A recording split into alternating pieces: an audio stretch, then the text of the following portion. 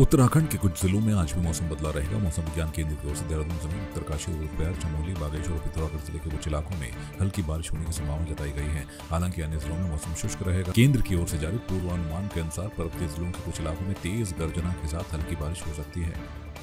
जनपद उधम सिंह नगर में माफियाओं के हौसले इतने बुलंद हैं कि पकड़े गए वाहन को बंदूक के बल पर छुड़ा कर ले जाते हैं। मामला गुलजारपुर वन चौकी से जुड़ा है। फायरिंग से पहले कृष्ण नदी में ही वन विभाग की टीम पर पथराव कर दिया गया था, जिसमें वन विभाग का वाहन तो क्षतिग्रस्त हुआ ही, वन विभाग के कर्मचारियों को अपनी जान बचाकर वहां से भागना पड़ा, जिसकी शिकायत वन विभाग ने लिखित पुलिस को एक शिकायती पत्र दिया, जिसमें 5 नाम और 2 दर्जन से अधिक अज्ञात व्यक्तियों का जिक्र किया है।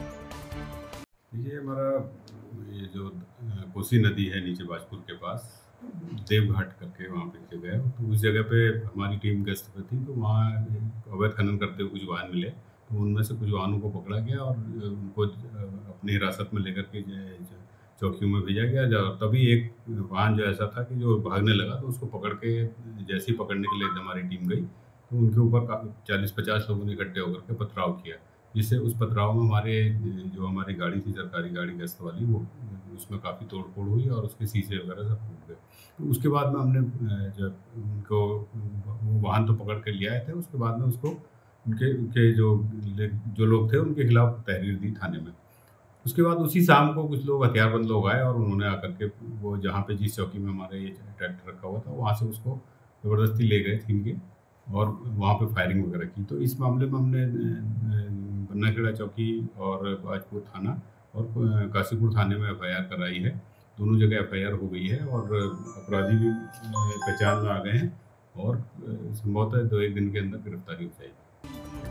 बीजेपी के संकल्प पत्र में क्या खास है और किस प्रकार से वो इस लोकसभा चुनाव में 400 का आंकड़ा पार करेगी, इसे लेकर कैबिनेट मंत्री रेखा आर्य की ओर से अल्मोड़ा में एक निजी होटल में पत्रकार वार्ता आयोजित की गई। मीडिया से चर्चा के दौरान बीजेपी संकल्प पत्र मोदी गारंटी 2024 को लेकर कहा कि हमने और हमारे प्रधानमंत्री मोदी जी ने जो संकल्प पत्र जारी किया है, यह संकल्प पत्र भारत के सुनहरे भविष्य का रोड मैप है। देखिए, मुझे लगता है भारतीय जनता पार्टी के संकल्प पत्र में 2014 से लेकर 2019 से लेकर 2024 में संकल्प पत्र का अक्षर पालन करने का काम किया गया है। यदि संकल्प पत्र का हमने पालन नहीं किया होता तो मुझे लगता है कि हम इस हैट्रिक पीरियड की ओर बढ़ ही नहीं रहे होते। भारतीय जनता पार्टी अपनी स्थापना से लेकर अब तक में धारा 370 हटाने से लेकर राम मंदिर बनाने से लेकर और CA लागू करने से लेकर आने वाले समय में और बहुत सारी चीज़ें जो निर्णय प्रत्याशा में है वो होंगे। और रही बात सबको आवास की, निश्चित रूप से जो पात्र है उसको आवास मिला है, जो अपात्र है उसको अब हम कैसे दें, आप ही बताइए। गारंटी पूरी होने की गारंटी, तो ये मैं इसी तरह से देखती हूँ कि यदि गारंटी को भी पूरी होने की गारंटी कोई दे सकता है तो माननीय प्रधानमंत्री मोदी जी है, उन्होंने दिया भी है। सबका साथ सबका विकास के संकल्प के साथ हम सब लोग आगे बढ़े हैं। जनता का भरपूर विश्वास उनके साथ में है, इसीलिए हम कह रहे हैं कि हम अब की बार 400 पार।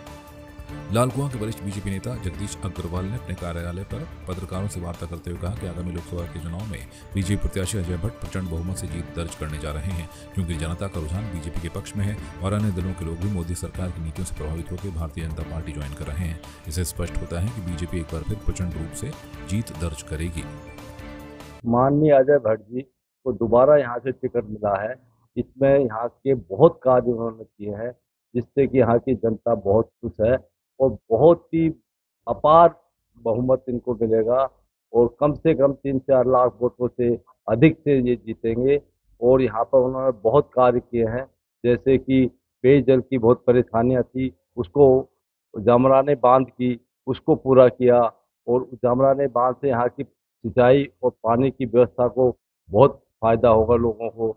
और भी अनेकों काम किए हैं, इसलिए यहाँ की जनता बहुत खुश है और इनको जो है अजय भट्ट जी को अपार मतों से जनता जिताएगी और इस क्षेत्र में सब लोग इस पर आपके फूल पर वोट निशान लगाकर इनको विजयी बनाएंगे। यही बात है कि विपक्ष के पास कोई मुद्दा ही नहीं है और उनका सिर्फ मुद्दा यही है कि जो भारतीय जनता पार्टी बोले उसका विरोध करना, चाहे वो देश हित में हो चाहे वो जनता के हित में हो, वो हर एक का विरोध करते हैं, इसीलिए वो जनता से अलग होते जा रहे हैं। आपकी इस पर क्या राय है, हमें कमेंट कर जरूर बताएं।